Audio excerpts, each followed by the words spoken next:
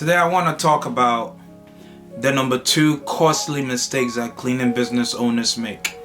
And I just want to encourage you to not make that mistake.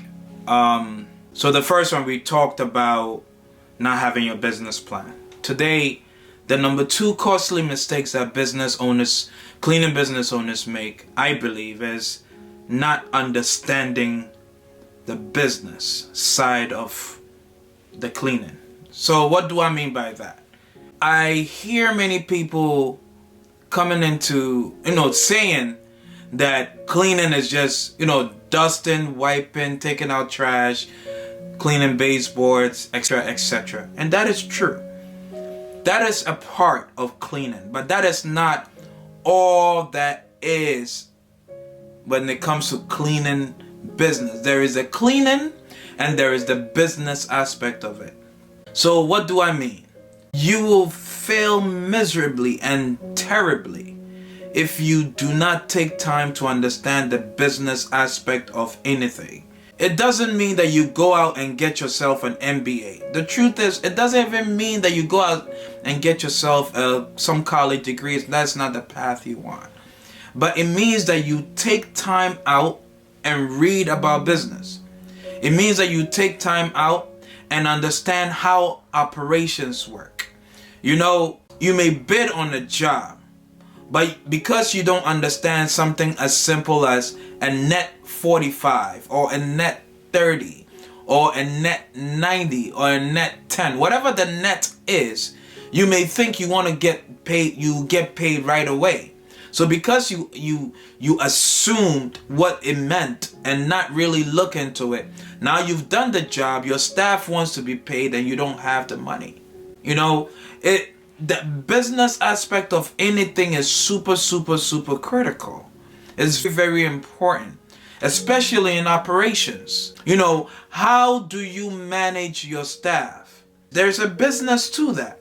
It's not just about the staff going to clean. What happens when you do not know how to get staff to get along, especially if they're in the field together? There is a science of doing that. There is a specific way you go about doing that. So I see a lot of people come into the cleaning business and they don't understand. How do you market?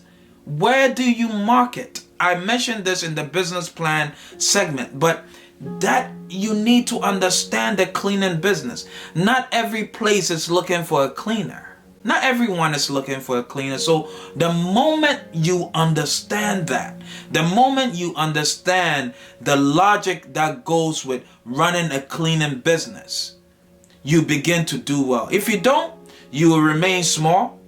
You will be upset all the time. Your clients will see through that you're not a consummate professional.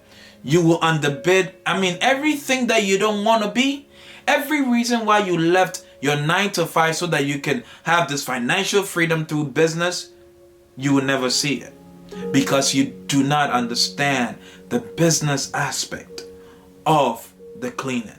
It's not just about dusting and wiping. It's not just about removing trash. Do you know where to find clients? Do you know where to find staff?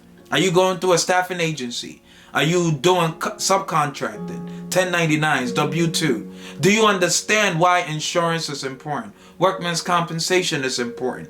All these things are important. Do you understand account receivable, account payable? Do you have somebody in your corner that is educating you? The number 1 reason why people don't do well in business in this area when it comes to understanding the business is laziness. And laziness is a close friend, a close brother to I'm too busy. Let me tell you, you are never too busy to see your business collapse. That is why people don't understand the business aspect of cleaning. You are never too busy for your business to collapse. So today, my encouragement to you, what I want to tell you to do is get up, go read about the business of cleaning, come to Janitorial Coaching Hub, ask questions, we will help you. Go on YouTube, wherever, SBA, wherever. Learn about the business of cleaning. And I promise you, 2024 will be an awesome year for you. Thank you. See you around. Like, subscribe, and share our pages on YouTube, WhatsApp, Instagram, and Facebook. My name is Frank John. See you around.